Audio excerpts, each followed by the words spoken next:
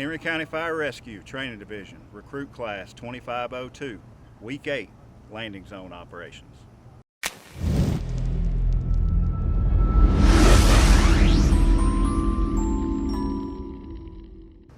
So this week in the classroom, what we talked about was ropes, knots, and webbing, and we had a whole chapter on fire extinguishers and how they relate to our jobs in the fire service.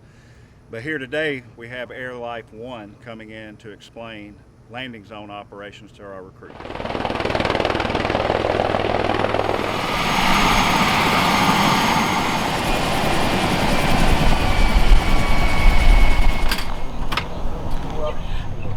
My name is Sasha White. I'm one of the flight nurses at the Griffin base.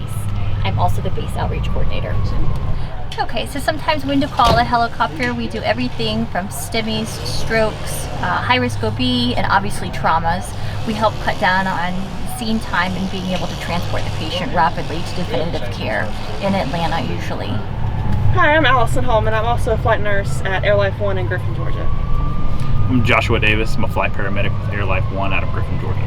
All right, so we're here with Henry County, just doing a class for LZ, and they want us to talk about what to expect from us on the ground, just to make an easy transition. Typically, before we get on a scene, whenever you call us, we're going to reach out on the radio for about 5 minutes out, asking for an LZ briefing, which they'll touch on in another part of the video. But for us, just providing us a clear patient report on there, patient weight, what they have going on with the patient, and then a recent set of vitals. When we get on the ground, we'll meet you at your ambulance, and ideally looking for a clear patient report explaining the mechanism of injury, if it's an MVC, looking for damage to the vehicle, airbag deployment or intrusion, findings that you've had on the patient, injury patterns, as well as recent vitals, and then a good history and contact for family. You guys want to go on that side? I know. When this slides in, the patient will lay right here, and like I said, the medic can get up and walk down if need be, or crawl down, really. If we think they're going to arrest, we'll go ahead and throw the auto pulse on them. Hey guys, so in regards to our capabilities, we have everything that your ERs would have in the first 10 minutes after arrival, including our cardiac monitor. We have a ventilator that we use after we RSI people or for people who are already vented. We also carry blood products. We normally carry red blood cells and liquid plasma. We have IV pumps to administer medications. We have all the drugs you would need to make drips in the event the patient needs any cardiac or vasoactive drips. We have all the medications for rapid sequence intubation, including paralytics. We have invasive lines in case anybody's on arterial lines from the hospital. So basically anything that you would see in an ICU or an ER, we have inside our cockpit, and we can use to help get the patients where they need to go. Yeah, shoot it back in there. So when we're moving the helicopter, we have what's called a chopper spotter, and it's like a little, looks like a little robot, and it screws down onto the skids, and then the pilot will hold back here because it will lift the helicopter up, and that's how we get in and out of the hangar.